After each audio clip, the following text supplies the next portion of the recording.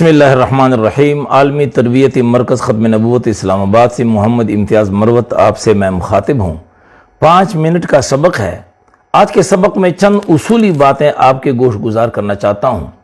پہلی بات یہ ہے کہ رسول اللہ صلی اللہ علیہ وسلم کا ایک حق ہے اور ایک آپ علیہ السلام کا قانون ہے۔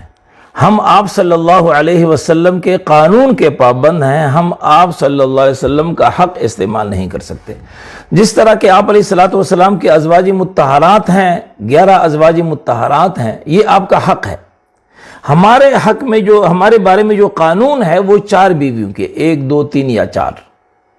ہم آپ علیہ السلام کا یہ حق استعمال نہیں کر سکتے۔ آپ علیہ السلام کا وضو نیند سے نہیں ٹوٹتا، یہ آپ کا حق ہے۔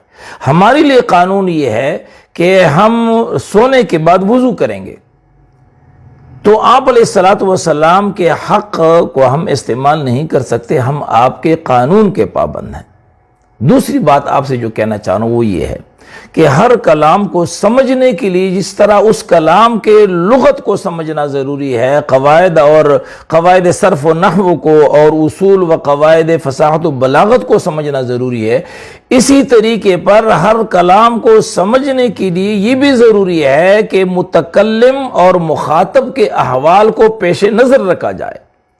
متکلم اور مخاطب کے احوال کو پیش نظر رکھنے کے بغیر اگر ہم صرف لغت کی بنیاد پر کسی کلام کو سمجھنے کی کوشش کریں گے تو ہم نہیں سمجھیں گے، بلکہ ہم وہاں پر دکا کھائیں گے اور گریں گے اور انتہائی غلط فہمیوں کے شکار ہوں گے۔ اس کی مثال اس طرح ہے جیسا کہ ایک آدمی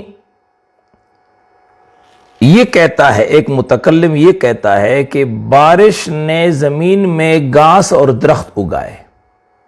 اب اس کا متکلم اگر ایک موحد مسلمان ہے تو اس کا معنی یہ ہوگا کہ مؤثر حقیقی تو اللہ ہے، البتہ اسباب ظاہریہ کے طور پر بارش کی وجہ سے گھاس اور درخت اگے ہیں۔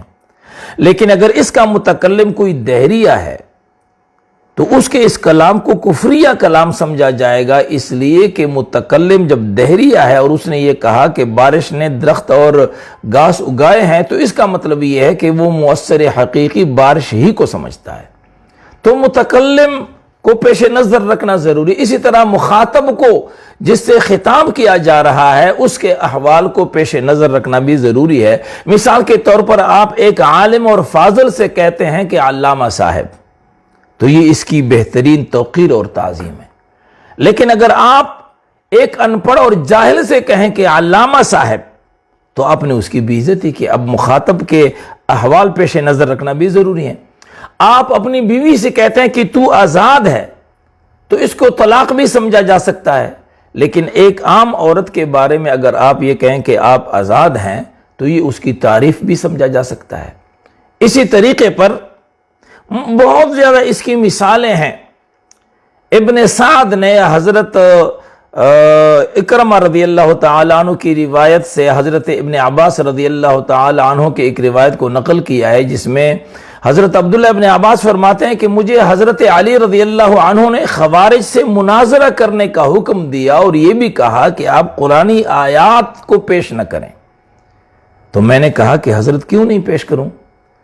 وہ مجھ سے زیادہ قرآن کو سمجھنے والے تو نہیں ہیں، قرآن ہمارے گھروں میں نازل ہوا ہے تو ہم تو قرآن کو بہتر سمجھتے ہیں۔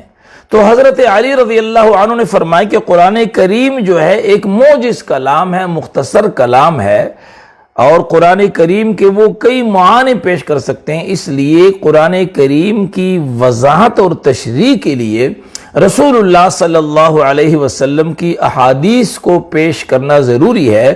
اس لیے کہ قرآنی آیات کو سمجھنے کے لیے جو معیار ہے وہ رسول اکرم صلی اللہ علیہ وسلم کی احادیث ہیں۔ تو بہرحال آج کے سبق میں آپ اتنی بات سمجھیں کہ ہر کلام کو سمجھنے کے لیے صرف اسی کلام کے لغت پر اکتفا کرنا اور قواعد صرف و نحو پر اکتفا کرنا کافی نہیں ہے، بلکہ ہر کلام کو سمجھنے کے لیے اس کلام کے متکلم اور مخاطب کے احوال کو پیش نظر رکھنا بھی بہت ضروری ہے۔ انشاءاللہ تعالی اگلے سبق میں ہم ملتے ہیں اور اس پر مزید گفتگو کریں گے۔ السلام علیکم ورحمۃ اللہ وبرکاتہ۔